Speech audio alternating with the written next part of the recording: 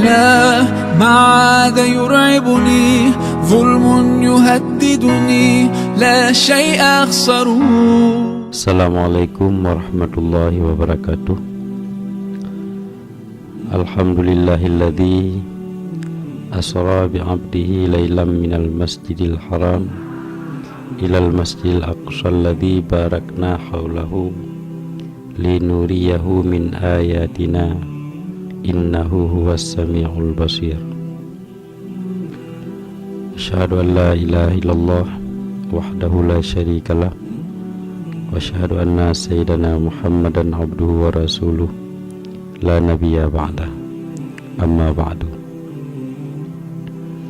Alhamdulillah, tanpa terasa kita sudah berada di pertengahan bulan Rajab, bahkan sudah mendekati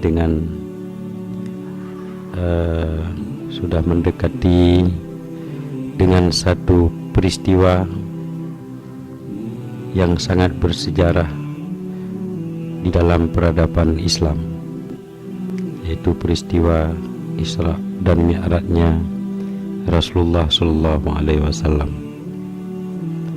Isra, perjalanan malam dari Masjidil Haram ke Masjidil Aqsa. Adapun Mi'raj, proses dari Masjidil Aqsa untuk menghadap Allah Subhanahu wa Ta'ala dengan melewati lapisan-lapisan langit dan disertai oleh malaikat Jibril alaihissalam beserta dengan mengendarai kendaraan yang khusus dalam surga, yaitu burak. Kaum muslimin yang dirahmati Allah, ada beberapa hikmah yang patut kita teladani dari kisah Isra dan Mi'rajnya Rasulullah Sallallahu Alaihi Wasallam. Yang pertama, disitulah perbedaan antara nabi kita dengan nabi-nabi yang lain. Walaupun secara hakikat semua rasul itu mempunyai kelebihan, namun pada masing-masing rasul pun ada kelebihannya yang mengkhususkan rasul tersebut dengan kelebihan itu. Nabi kita Nabi Muhammad SAW, beliau dua kali diperintahkan hijrah oleh Allah Subhanahu wa Ta'ala, sementara nabi yang lain hanya sekali. Contohnya Nabi Ibrahim melakukan hijrah, Nabi Lut melakukan hijrah, kemudian Nabi Musa juga berhijrah, kemudian Nabi Nuh yang terkenal dengan angin topan dan banjir bandang juga melakukan hijrah. Tetapi hijrah para rasul ini sifatnya perpindahan dari satu daerah ke daerah yang lain, atau dalam bahasa lain masih di bumi. Kemudian Nabi kita juga melakukan hijrah dari kota Mekah ke kota Madinah. Namun ada satu lagi hijrah Nabi yang mungkin tidak ada pada Nabi yang lain, yaitu hijrah dari bumi menuju ke langit. Itu termasuk kelebihan yang terdapat pada Nabi yang kita cintai, yaitu Nabi Muhammad Sallallahu Alaihi Wasallam. Kemudian di antara tujuan daripada hijrah tersebut, sebagaimana disebutkan oleh Allah, linuriyahu min ayatina, untuk kami memperlihatkan daripada segala tanda-tanda kebesaran kami kepada hambanya yang sangat dicintainya. Kemudian Kemudian itu hikmah yang pertama.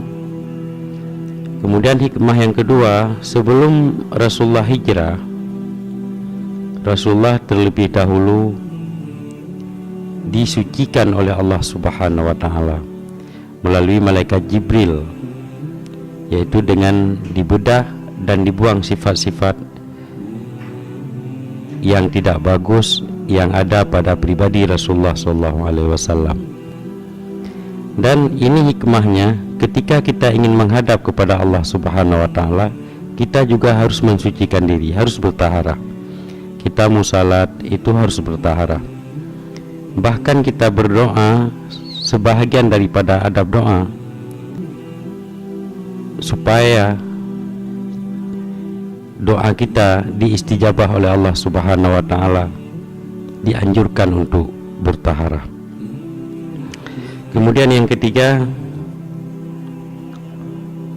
Rasulullah dihijrahkan oleh Allah dari bumi ke langit untuk memperoleh satu kado yang cukup istimewa dari Allah atau hadiah, yaitu salat, yang mana sebagaimana kita ketahui, as-salatu imaduddin, salat itu tiang agama.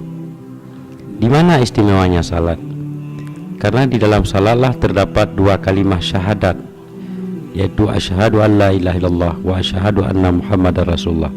Dan kedua kalimat syahadat ini merupakan rukun daripada salat. Artinya pada tasyahud akhir, seseorang yang tidak membaca dua kalimat syahadat ini, maka salatnya tidak sah. Adapun ibadat yang lain selain daripada salat, misalnya haji, zakat, jihad fi sabilillah, dan ibadat-ibadat yang lain, itu tidak ada yang rukunnya atau sebahagian rukunnya mengucap dua kalimat syahadat dalam melakukan ibadat tersebut. Dan sebagaimana kita maklumi, dua kalimat syahadat ini adalah dua kalimat